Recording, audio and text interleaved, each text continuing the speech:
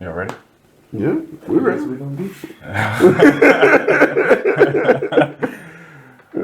What's going on, YouTube? It's the fellas from the AmppedUp Studios, and we're back bringing you another podcast. The crazy thing is, it's been 2 years since we dropped our last podcast, and that was a crossover collaboration with Hot Chicken Kitchen. So, fellas, how y'all doing?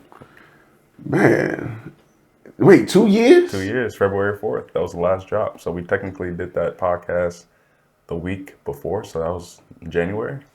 Wow. It feels like it was longer than that. Yeah, it does. It to some extent, I was like, I didn't think it was that long, but then of course we did that. That was pandemic too, right? That was That was like right when everything started to closed down. Yeah. open back up a little bit. Okay, man, I can't believe it. But no, other than that, good. Just a lot of changes and a whole lot of changes. Oh man, come to think of it, were we here yet? Were we in the house yet? 2022, y'all should have been. Was it 2022? Okay, so yeah, no, so yeah, wow. Okay, so we had been in the house at least 2 years at that point, or a year and a half, because 22 when we filmed that one. Yeah, so we had bought it at 20, so it would have been a little more than a year and a half at that point. So wow. Time moving slow. Oh man, that's crazy. No, well, I mean, I didn't have all this hair 2 years ago for sure. We didn't have most of this equipment in here 2 Yeah. years ago. Oh man, we did. We went to Dominican Republic. Almost. That was last year? Yeah, last year. Fashion Week. Fashion Week. Last year, yeah. Wow, last week was packed. I think we had something literally almost every month last year. So we're going to throw some clips of what we've been doing for the past year so y'all can see what we've been up to.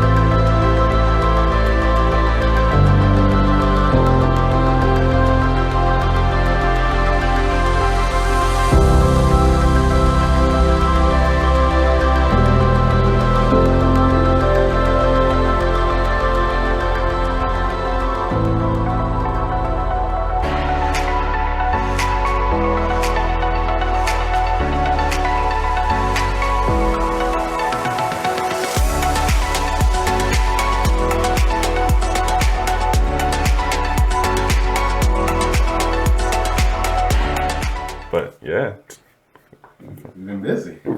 Yeah, we have been busy.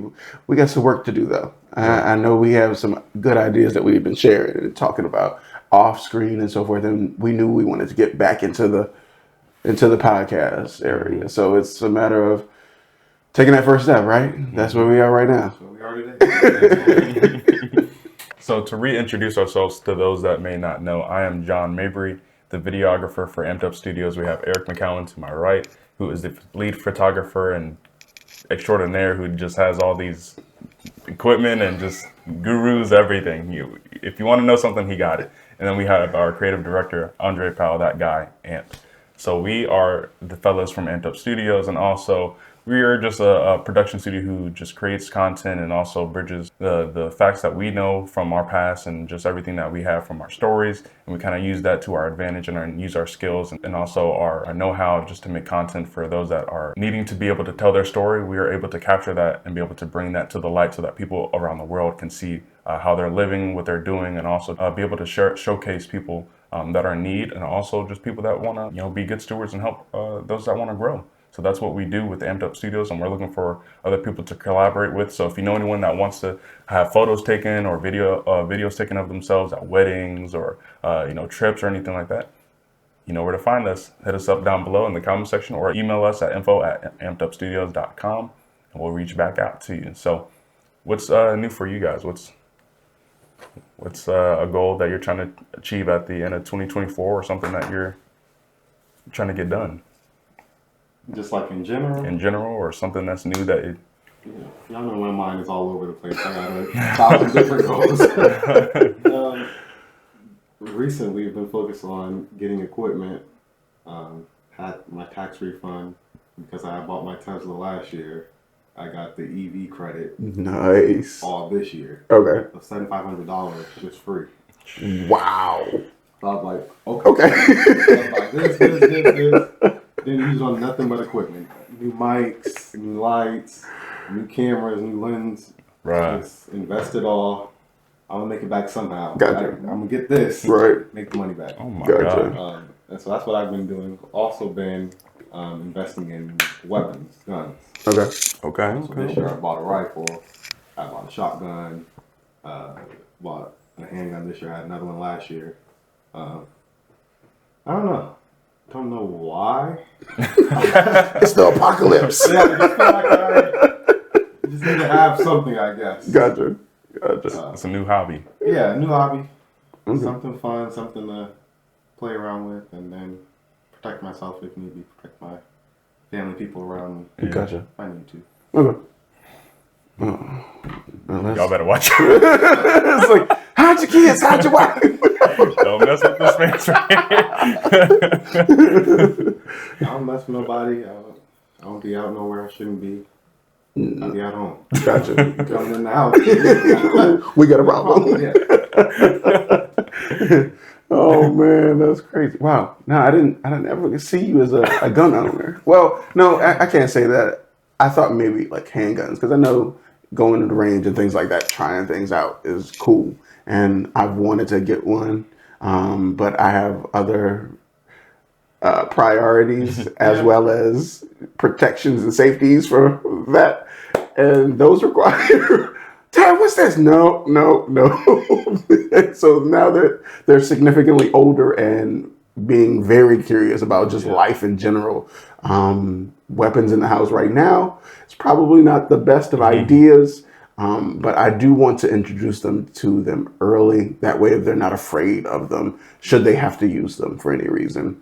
And once we get that safety piece out of the way, I think I'll feel more comfortable, but I still need at least the youngest to be a little older before we start introducing them to it. Yeah. I have to send you this video. There's this guy, because he has, I think, ADD or ADHD. He made like 3D printed handguns, so that way like he just like triggers it or like messes with it so that he can get his energy out. But like it's an actual like replicated plastic gun, and sometimes he puts like practice rounds in it and an actual shoot. Like technically it's a toy gun. Gotcha. But it's actually like the real size model, so that way you can play around with it, get a feel for it and everything like that. And wow. He's making good money. He made a couple of Deagles and I think one AR, and then people were in the comment section like, I need a shotgun. Like, I'm waiting on the shotgun. Where's the shotgun at? Oh man. So technically it's good practice. So, yeah, and you could learn how to pull it apart, things of that nature. 3D printers are scary. Yeah. No, so I saw, and because they're 3D printed plastic, they don't come off as anything. And I think that's one of the things that I'm worried about, right? Because the ability to do it is out there, and we know people are studying to do evil. And so it's like, but you can't be afraid of everything. You just No, but somebody's gonna probably try and sneak one of those in, and we're not checking or patting people down. You know, they see something in the bag, it's like, that don't look right. Or why you got all these mechanical pieces? Oh well, no. So, but yeah, but then there would be plastic. So it's like, oh, you working on puzzles, 3D printer, you know. So I think for me, that's what I'm probably most curious about, how they would kind of lock down on it, if you will, because there's gonna be somebody bonehead enough to try it, and yeah.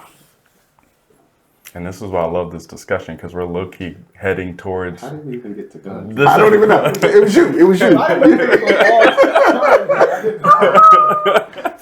But this is kind of heading towards the discussion that needs to be had, because we're talking about technology and like the use of it, because there's good and bad. So the discussion that I want to bring to you guys is AI, because we know AI the past couple of years is taking off. Yeah. So how do y'all feel about AI? It's too much, and people don't know how to handle all of it. And so now they're doing crazy stuff like making pornos using people's real face. It's just too much. Yeah. They give people something nice, and now they're abusing it. Yeah. But sadly, that's the way of our world. That's the way of our society. You get something new, and we put so much time and effort into it when it kind of gets on the forefront of things. And then we blow it out of proportion. It's like, look, guys, what are we doing? Now, what I'm waiting for is the iRobot. Have you seen the ones that Tesla's making? The new ones?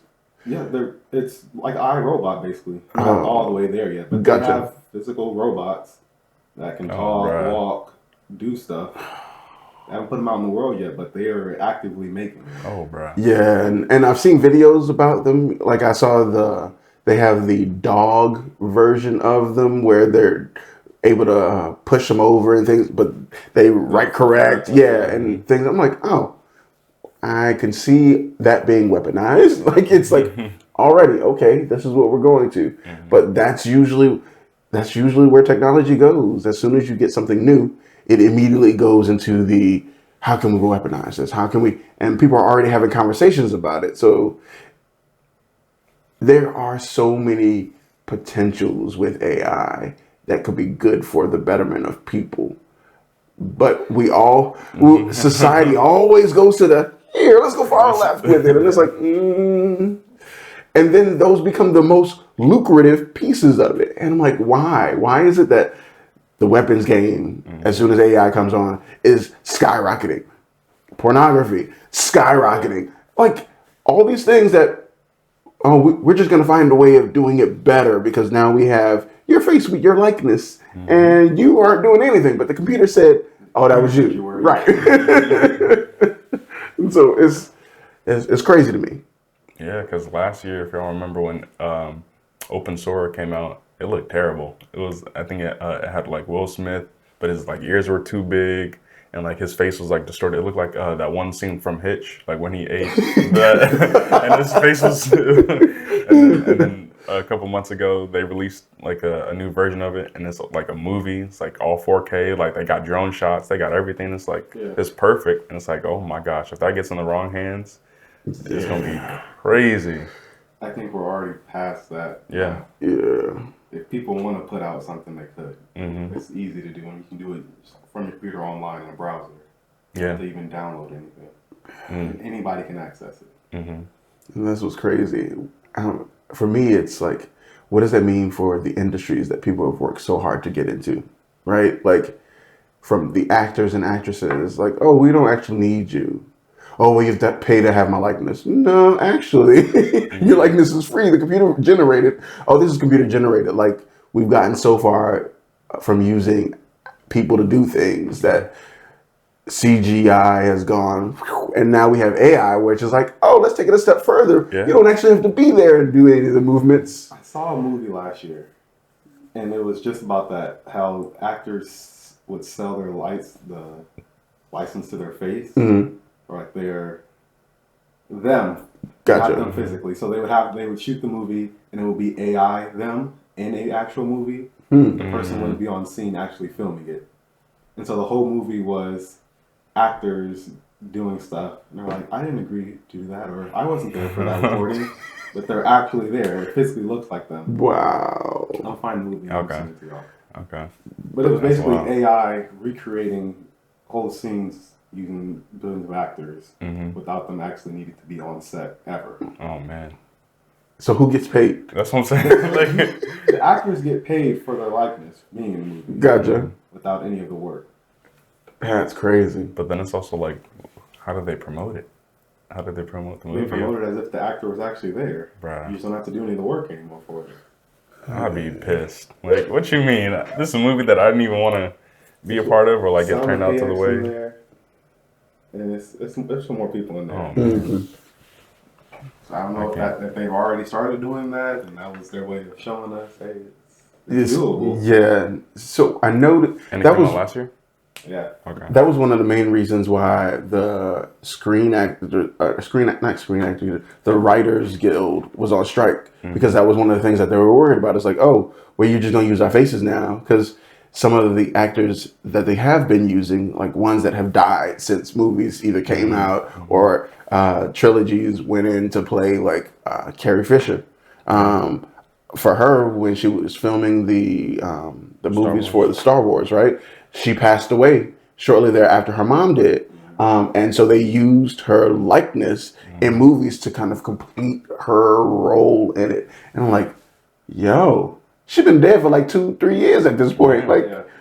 what's going on? We know she's not in the movie, but then at the end, they're like, in memory of, and like, but that's also like Paul Walker.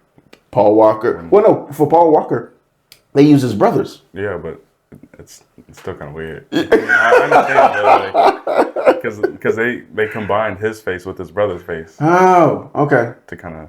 To overlay it a little. I got you to enhance what they already had. Interesting. I didn't realize. I thought they just used his brother's likeness and just did the little plaster pieces like they. It's like from like it's like a little bit of the forehead, a little bit of the eyes, but definitely from like his mouth down, it's Paul Walker. But everything else is his brother. Gotcha. So they kind of like had to CGI, but like also like the de-aging kind of CGI effect as well. Because they're his older brothers. Gotcha. Oh man, no. But I was also thinking Philip Seymour Hoffman from Hunger Games. He was gone for the entire filming of the last movie, and they had him in the movie, and I'm like, wait, like we knew he passed away because y'all said in remembrance the last movie for him. So I was just like, okay, I don't know how I feel about this. We know he's not there, but because of CGI and people in the green suits with the little cameras or whatever, you can still use the facial movements and so forth and turn it into the person that it needs to be.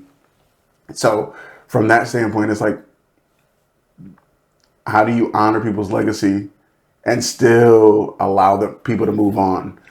Like I am thankful, one, for Chadwick Boseman and what he did for Black Panther, and just his entire career was on that level, right? And so the way they honored him was like, oh no, he's passed on. He did well. But for me, it's like, you messed up the whole thing now. You can't use nobody because y'all blew it up so much on Chadwick that now y'all can't use anybody for T'Challa. And now they're doing, because of multiverse, they're gonna do some things and change it up, and like, oh, there's T'Challa, bam. But I was so happy that they didn't do the CGI piece that they had done for so many others, and they honored him in that way. So it's kind of the catch-22. It's like, yeah, we do it for some, and others you're like, no, that's the real T'Challa. We're gonna have to change it over and do other things. And it's like, you can't leave T'Challa on the story right now. You got to do something else. So yeah. So do y'all think there's a issue with the large-scale companies that make AI, or do you think that society needs to have like more ethics and morals with the use of it? I don't think you can blame the company. I think they knew what would happen, yes, but the possible benefits would outweigh that. Mm. like I said, for military Mm-hmm. or whatever else space we needed to. Mm-hmm. I think the benefits of AI outweighs the negatives that people are using it for right now. Yeah. I'm the same way. I think there is too many opportunities to use it for the right things that it's like, look, we're willing to take the risk.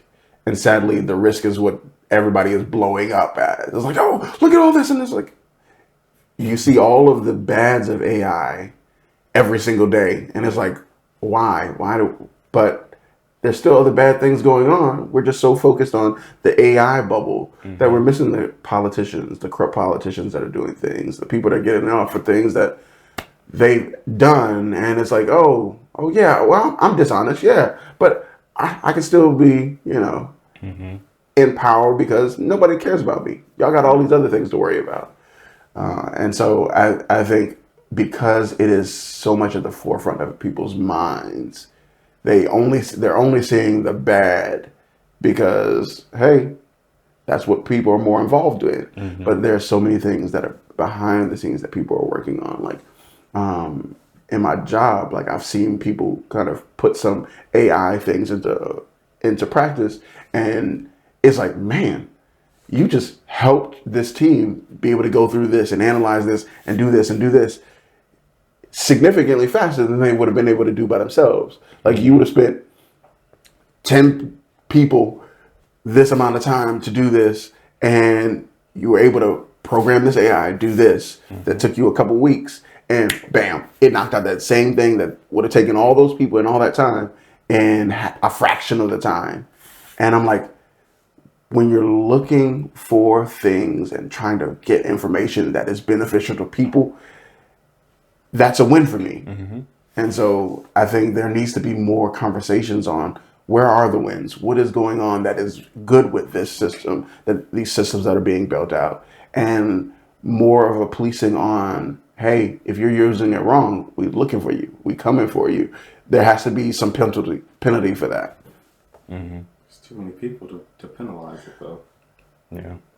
Yeah, sadly. And because technology is everywhere and the access to technology is everywhere, it blows my mind. One of the commercials that I see often, and I know I'm talking a lot and I'll shut up in a second, but one of the commercials I see on YouTube all the time is, hey, make your book and publish it on Amazon. And then I listen to the little thing like, what are you talking about? Oh, like, are you actually... Get your chat GBT up and do this, and it'll do the prompt and write all the words and it'll organize for you. All you gotta do is copy and paste it, release it in Amazon, and send it to the world. I've been doing this for 6 months, and I've made da da da da da. I can show you the way. And I'm like, is this what we've reverted to? Not using any imagination whatsoever, and letting some bot that has looked at all these other books and pulled references and things like that, let it compile something for you, and I'm passing it on as myself. And for me, that hurts a little bit. That hurts a little bit. I've been working on a book for 2+ years, and you suddenly, oh, well, I'm making dozens of books a week because I'm using ChatGPT, and all you're doing is spending time actually doing the research, actually figuring out things, and writing something that is conducive to people. And I'm like, I can't be fully frustrated because I see the benefits of it. But you got all these get-rich-quick schemes coming up because of it. So I think creators took a big hit with AI coming out. Yeah. You don't have to do all the work now to get the same results. Like it took away all the reason of doing it. Like if I wanted to get this epic shot of Sunset Boulevard, I gotta fly over to California, line it up, all that. I don't have to do that anymore. I can go put up a backdrop, take the same picture of a person, and then Photoshop everything around them to fit over at Sunset Boulevard. AI will fill in all the missing pieces so it looks like we were actually there. And then you're done. Huh? And so then you're done. Yeah, That's then you're it. done. But the AI in Photoshop right now is insane. Yeah. Oh, It does everything. it really does. Great for when you need it, sure, in a pinch, but it takes all the creativity out of all the stuff you're doing. I don't need to know all the commands anymore. I just need to know what generative fill is. Boom. and boom, it fixes it for them. Market it in the right area. I'm like, oh, I want it in this area only. Da-da-da-da. Boom. Yeah. 2 hours before, but sure. Right. Oh man. Because I'm in the same vein as y'all, but I think there's also the intention that some people have that take it the wrong way. Because there's a company out of Texas who used Joe Biden's voice, and they called up to, I don't know if y'all heard about this, but they called up to some of the northeastern states up in Maine and Connecticut, and used Joe Biden's voice to be like, don't vote Democratic for the party, use your vote to get Trump in and vote Republican and everything like that. And some people were like, excuse me, what? Joe, this you? But like they could tell that it was AI because, one, Joe Biden's never gonna say vote Republican. Like, come on, like I've always been off. exactly. Like, come on, Come on. And then two, like just based off the speech patterns and like the warmth of people's voices, you can tell it sounded like very robotic. But like people that are taking AI and kind of switching it up and using it for bad, it's just like, all right, guys, like, come on, why are we doing this? Like, there's no reason to do that because I mean, it's crazy that people are driven by either money, politics, or just being stupid, and it's just like, come on. Yeah. But yeah, content creators have also taken a hit because I know as a painter, and I've heard like different artists, they're like, my job's gonna be taken because I can't do nothing. It's like, not really. I mean, yes, in a way, but you can tell AI between actual painting and animations and everything like that. There's a real big difference if you pay attention to it and look closely. Like you can That's tell. the thing. Only the artist will know. Right. Exactly. People actually paying for it they know the difference between this and that. Yeah, no, it is crazy because being one, and I play around with AI all the time. That's just part of the mind that I am. I'm like, I'm curious as to how does this work? How does this new technology work, and how can I use it or leverage it to better what we're doing? And so even planning out redesigning some of the designs that we've created over the years to say, hey, let me see what your implementation is. Like I created something for the kids, for myself, and I said, AI, let me see you redesign it. And then when I saw it, I was like, yo, that's fire. Like, okay, I might be legit on that one because it was, but it gives you a different perspective as well on how you may have laid out something as well. So it challenges me a little bit more to, okay, in my art, how can I push this a little further? How can I do a little bit more? Because I'm not one that's like, I'm gonna just give it to AI and let AI do it. No, let me play around with this. Yeah. And AI, even no matter how much you train it, isn't perfect because you will still get, oh, I've run this like 10,000 times and it's still messing up on this. Yeah. And I'm like, okay. Because I remember I sent you all some designs from one of the systems that I was using, playing around with, and I was like, oh, that's fire. He was like, what is this?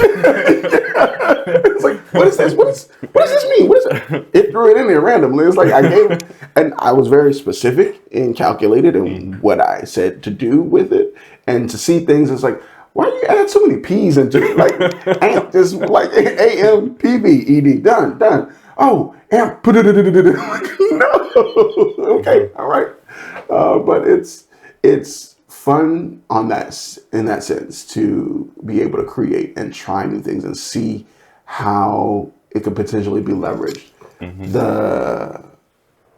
When your focus is only money and not to learn, not to experience, when your focus is power over others and not experiencing it, being in that moment, trying something out, innovating something, you'll do just about anything. Yeah. And that's what we see a lot of. And sadly, like y'all said, you can only police it so much because some of them are using it as well. And I'm like, okay, all right, if we're going to all use it, can we at least agree to use it properly? And you can't blame that on the companies. Yeah. The companies are creating technology like our cell phones. Back in the day, you could only open up call somebody mobily. That was it. I have a full computer Yeah. on my phone. I'm like, oh, okay, I can sit and work with servers if I wanted to on my phone. And that same technology is used for the dirty of dirty stuff, the evil of evil things. And I'm just like, man, like, how did we get so far away from it? But because of these, that same technology is now available to everybody. And that's crazy to me, especially knowing that my kids one day will deal with cell phones, and I know what I could pull up on this phone. Bruh, I don't even want to think about that. You can't police it. Right. It's impossible. Right. Even with parental controls. Yeah. It's like, oh, well, that's not. I got my kids on YouTube Kids, right? And I police YouTube Kids because I have it all connected to my account. So I can see every video that they go to, every video they connect to. Yeah. And if I don't like a stream of how they're talking about it, I can do it from that direction. But what's to say that they can't click on a video that'll take them to a browser that now take them to real YouTube, or it allows them to see videos and so forth. And we don't have access to that. We can only police it as much as we can. And from the parents controlling, and I will say this, parents don't police their kids as much as they should. Not at all. It's like, I don't understand why a 7-year-old needs a phone that can do all the things that a grown person's phone can do. It just blows my mind. So you have kids seeing other kids do things, and adults, pedophiles, looking for their kids and tempting these kids, and people are losing their kids and going into countries where they're human trafficked and all these other things. It blows my mind, the dangers of it. Yeah. Because during my practicum last semester, I went into the school, and like some of the kids had like the Apple Watches and the phones and the tablets. I'm like I understand if it's like needed for class, but they don't need to have it all the time. Like, they don't really need to use it and wear it, because you don't know what's tracking them or anything like that, or what they're using it for, what their friends are doing, because sometimes they might fall to peer pressure. Their friends might be like, what's this? Oh, you need to go to this, or you need to watch this video or whatever. And that influence carries over. And then when they go home, you don't know what they're doing in their own personal kind of time, because they could be watching videos, kind of like what you said. They watch a video, and then the algorithm might take them to something else, and it just jumps and it jumps and it jumps, and it's like, oh boy, now you got to unravel and find out what's going on, and it's a lot of issues deep down, and you never know. And I think Eryck brought up a good point, that some people will know the like the details of AI, whether it's good or whether it's not, or like what it is. But some people, because they don't test it out, they don't go and figure out what it is. They don't put in a prompt and say like, all right, AI, spit this out. And they see like the results of it, and they're like, okay, this is what AI does. And then they don't go and test out another source of AI, like the images or the videos. They just kind of see it on the screen whenever it pops up, and then they're like, oh yeah, that's cool. And then boom, a couple years later, it's like, oh, I didn't know that AI was from 2 years ago, and it's spitting out all these images. It's like, if you kind of learn the process and learn the images and learn the technology, maybe you wouldn't have been so bad. But they choose to limit themselves wherever they go, and that's it. It's like, come on, we gotta branch out and kind of explore our ways. Any innovation requires time to learn, time to explore. You go in there carefully, right? You go under there with guides, so to speak, of, hey, what are we trying to accomplish by using this, right? And that can make all the difference. If your goal is to do wrong things, then that's what you're gonna do. You're gonna figure out, oh, well, how can I build this with AI? Okay, all right, that was your end game. Okay, that's what it is. But if your mindset is to change the world, to innovate opportunities, there is so many opportunities with AI that I have just seen, just being able to play with it and then talking to people that are in that field. And I'm like, dude, like, what? Like, there's all this data that's being collected around the world. We're able to use AI to streamline some of this stuff. And I'm like, man, like, to think that it would have taken computer on computer, thousands of people to get to this one point, and the AI was able to knock it out in 20 to 30 minutes. There are so many benefits to it, and I kind of hate that it's like the bad is what's the most focused on, is what it seems like the most time is spent in. And it's like, well, the goal of it was to help automate some of the things that people are doing, to help the machine, the computer itself, learn better of, hey, you do this repetitive thing all the time. How can we help you better?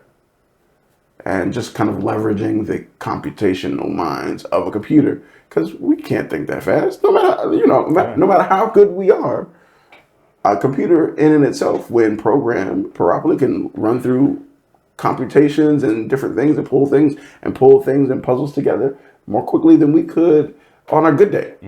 And so, no amount of caffeine is gonna get you wired to do that. right, man.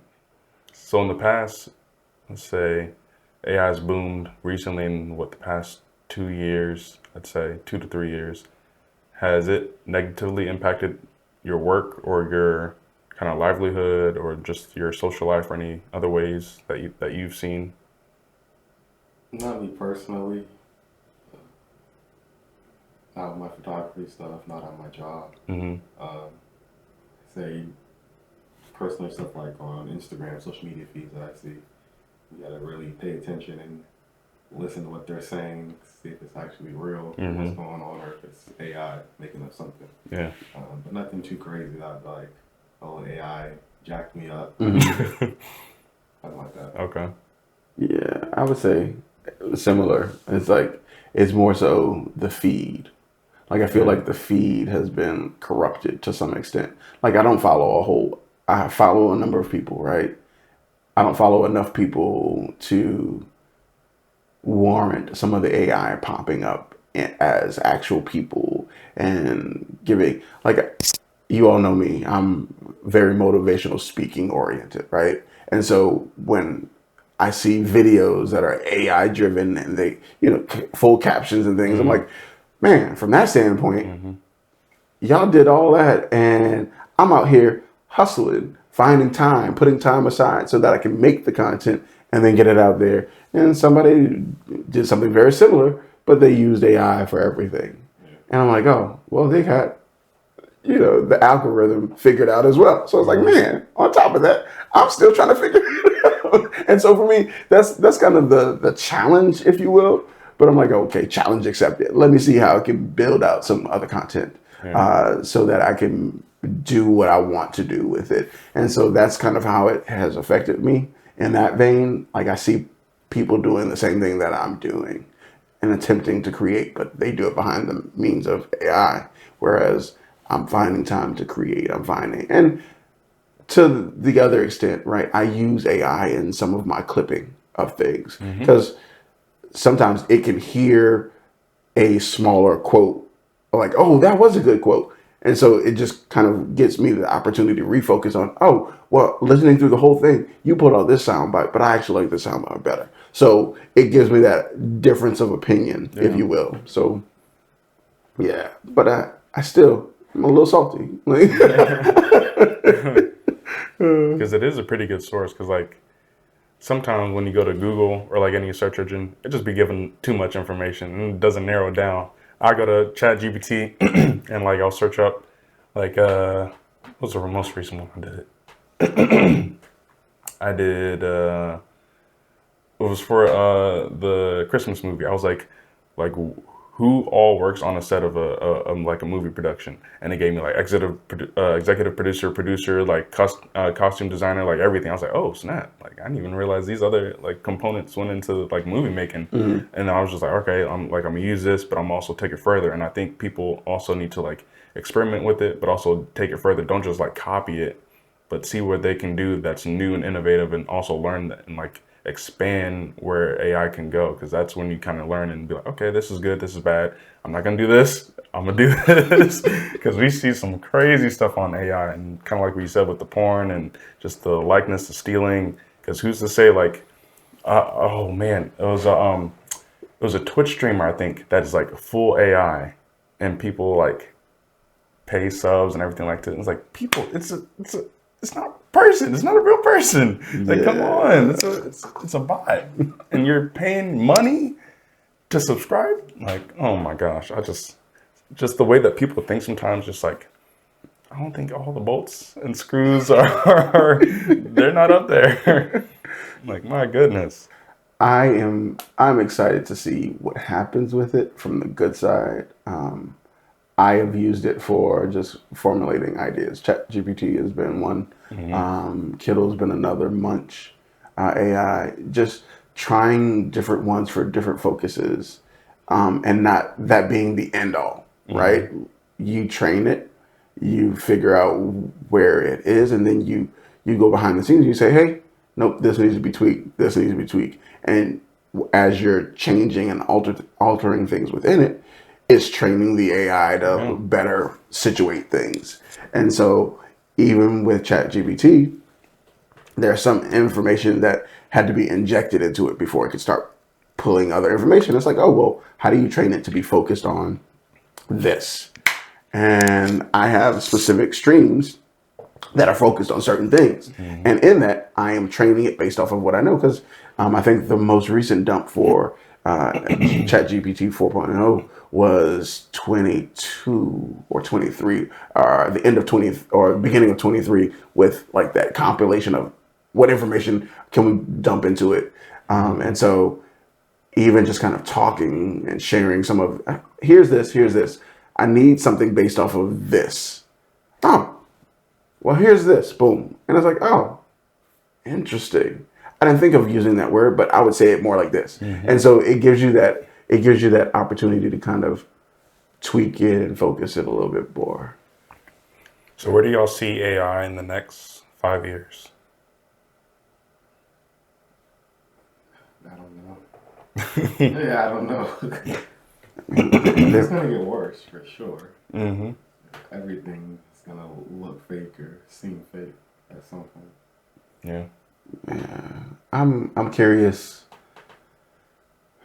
What could they possibly do? Like, they're trying to implement it in so much as like people's jobs, like front lines of fast food restaurants and things. It's like, okay, yeah, you still have the cooks in the back, but AI can do everything else. What? Okay, and I see some of these robot things, and they actually, I think it was Tennessee or Oklahoma, one of them, where they have their first automated, like McDonald's, like full on automated. And I was like, what? And you see it, and I'm like, give me a person.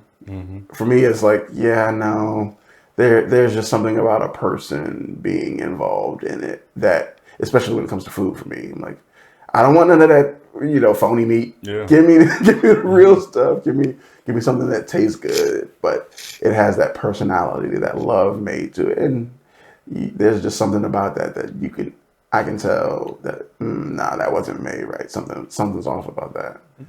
And so I know food is a big one.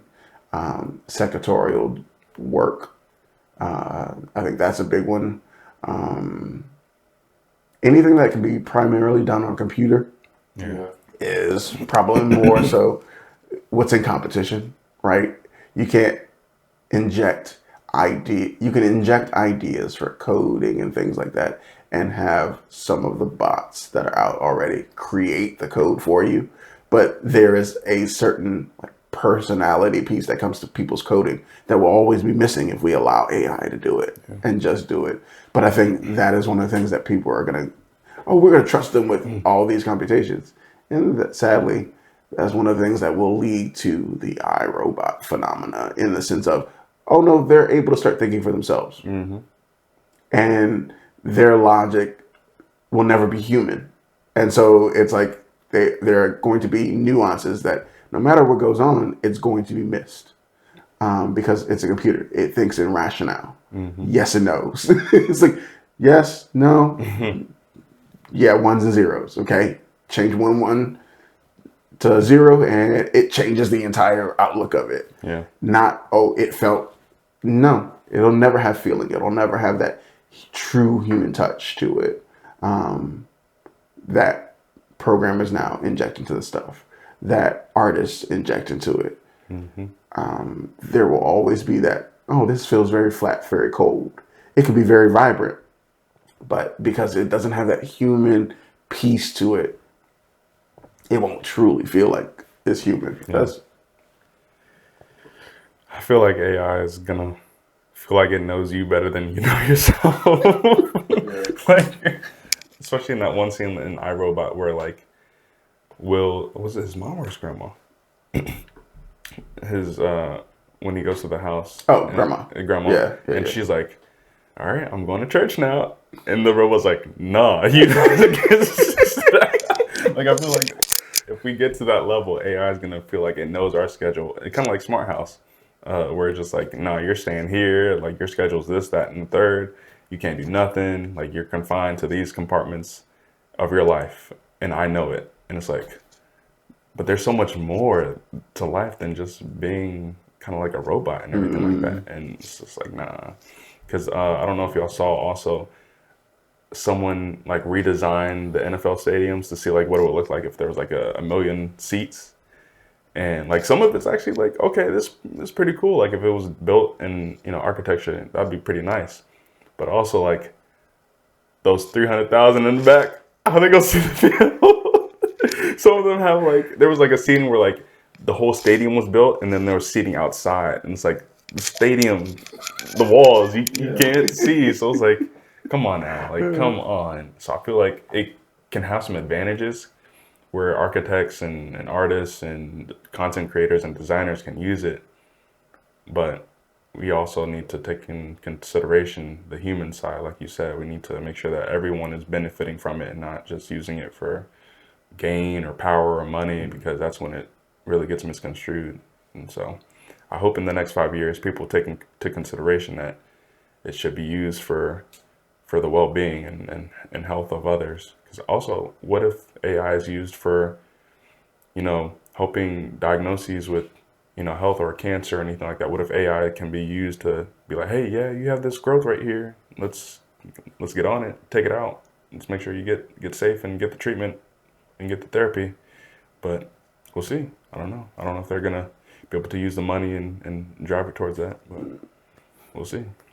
One thing we didn't talk about, and I mean, I think based off of the nature of some of our work, you know, it's the cybersecurity side of it, right? The more AI is injected into things, the more hackers are going to be like, hey, we can take over this now, and we can implement code through AI so to cover themselves, to do all these other things. And I know that there are people out there that are trying to leverage AI to do such. Yeah. And so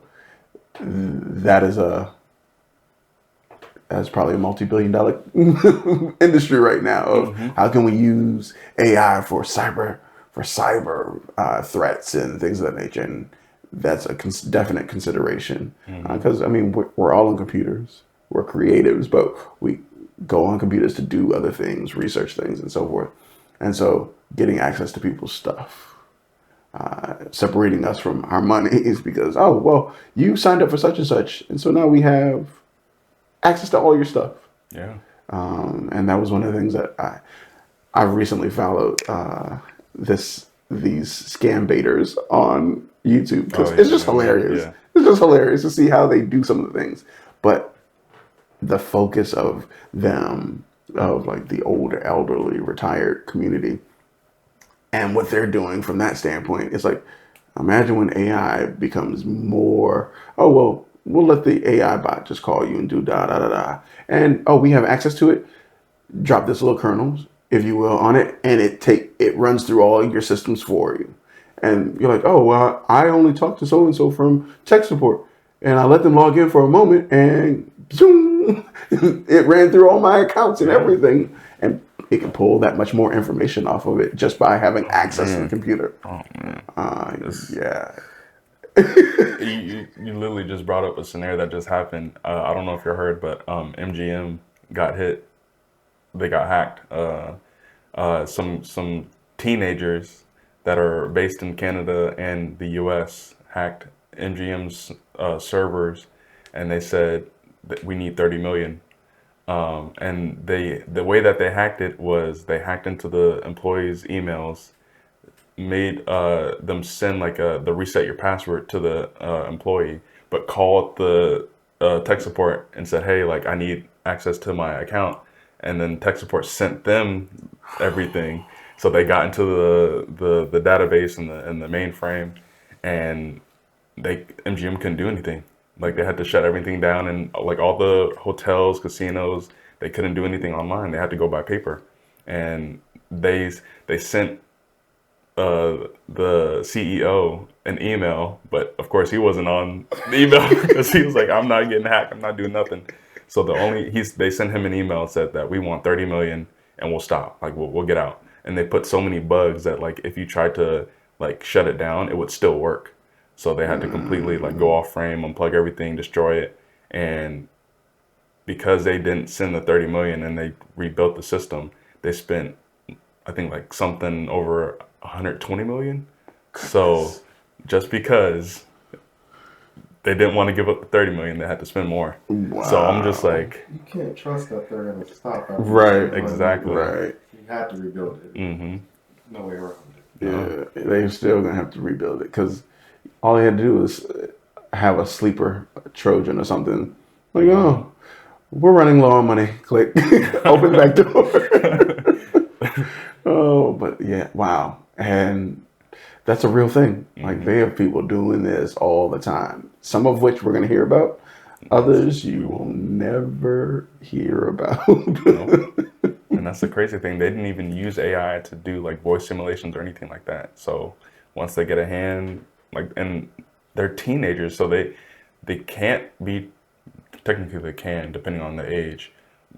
But the way that they're setting it up and acting, it's like a full kind of production. Like they make sure that their voices sound, like an actual kind of person that works at the MGM, so that they can get away with it. And plus, like the tech support, they don't know. Like, like okay, sound like a real person. Right.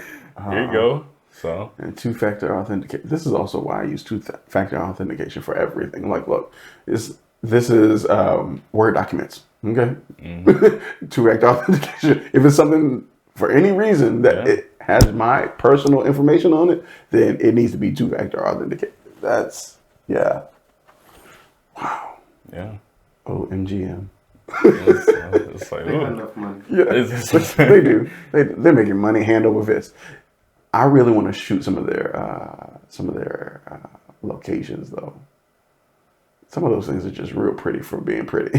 MGM, if you're watching, hit your boys. I mean, I don't mind going back to Vegas. I mean, especially with the dome and everything that they got over there. Yeah, I really want to see that in person.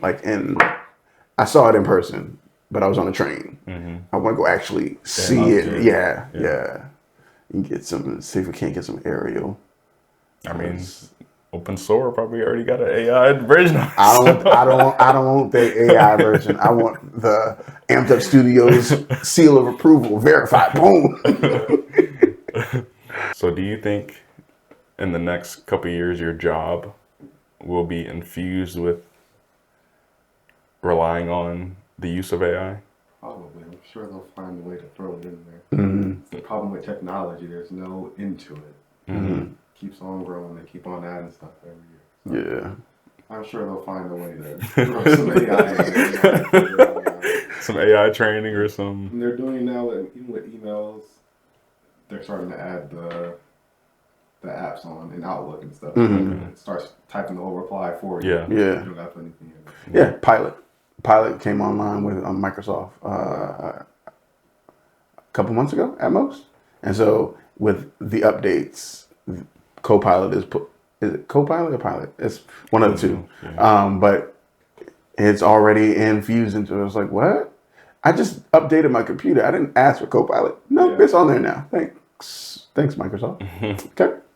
Yeah, and I think because of where I'm trying to move to in my career at this point, it will be infused in work only because I choose for it to be infused in work. Yeah. As I told you all, in the next couple of years, my goal is to walk away from the stuff that I'm working on now Yeah. and be able to speak full time, which I can see some benefit to it, but that's more controlled by me and the team that are behind it. And then from AmppedUp Studios, it's like, are we using AI for anything? It's like, that's more so what it is. And so my goal eventually is to be able to just work for ourselves. And as we are partnered with this, when we go into different organizations and talk about stuff that we're doing, we are legit doing this stuff. Not, oh, we found an AI that could do it for us easier. No, this is our blood, sweat, and tears that we've spent time to make sure that you got what you wanted. And other people are like, that's foolish. Go ahead and just use your AI and do it. No, we want to be just genuine and authentic with our stuff. And so that is what my goal is. I know if I stay in the realms of work where I am now as my full time, of course, there are conversations going on about it right now. And I'm like, yeah, I'm okay, but I'm still a designer, so I see it in Photoshop without even having to do anything else extra. So it's like, oh, hey, Photoshop, do such and such. No, I try to keep myself as, nope, I'm going to do this. I want to learn more. Let me do it myself. We real out here. You know what I'm saying? But as a painter and a digital creator, like, I think I'll have to be forced to use AI, but I'll also have to be forced to like experiment with it. Because even now, some of my professors are like, take AI, use it to your advantage, you know, put a prompt in, see what you get, but don't stop there. Like, continue to push it further and experiment with it and be innovative and be creative so that it's yours. It's not AI. It's not like you just say, all right, AI, give me this image that I want and then paint it or do something with it. No, do something that's like your own signature or your own footprint that people know, oh yeah, that's John. That I know his work from other paintings or other prints or anything like that. Make sure that people know that it's your touch, it's your hand, so it speaks to you and has that kind of that warmth feel from people, because we always talk about having that connection and having that meaning so that people can relate to your story or they can kind of read your story. Make sure that touch is there. So it's not just like a computer. It's not just looking at a screen like, okay, that's cool. All right, bye. No, make sure you grab the people's attention so that way people can kind of sense who you are as well. So I think I might experiment with it maybe this summer or next spring, because I'll graduate next spring 2025. So I think for my senior project, I'll try to do something where it's like AI infused with a painting or like a video, so that way we can see what it does and hopefully maybe get into my MFA and be creative. So that's the plan. So we'll see. I don't know. Nice. Yeah, no, I just, for us, I definitely want to play around with it, have fun with it, but at the end of the day, still be us, right? Like, I don't want it to say, oh, well, they only put out AI stuff. That won't be ever said of AmppedUp Studios. Will there be AI inspiration behind some of these things? Sure. Possibly. But I want us to always have that touch where we can connect with the people, where somebody, hey, we would like you all to do such and such. And they're coming to us because we hold up to a standard of, this is what we're going to produce, this is what we're going to create, and go from there. Yeah. Any other thoughts on AI? And stop doing foolish. Cut the foolishness. Cut the malarkey. So I hope y'all enjoyed this special podcast. We brought the gang back together. I mean, it's been 2 years. Hope y'all enjoyed it. Make sure y'all do by dropping a like and a comment of how y'all enjoyed the video down below. If y'all want to see more content, we'll be getting in touch with y'all soon. So make sure y'all stay tuned, post notifications, follow us on Instagram and all that good stuff, and maybe send us an email saying what you liked, what you didn't like, and we'll get back to y'all. Make sure that everything is cordial the next time y'all see us on the screen. But it's been your boy, John Mabry, that guy Amped, Eryck McCowan, and we are out. Peace. Appreciate it. Yeah. No problem. No problem. Got a lot of footage to go through, man. Yeah.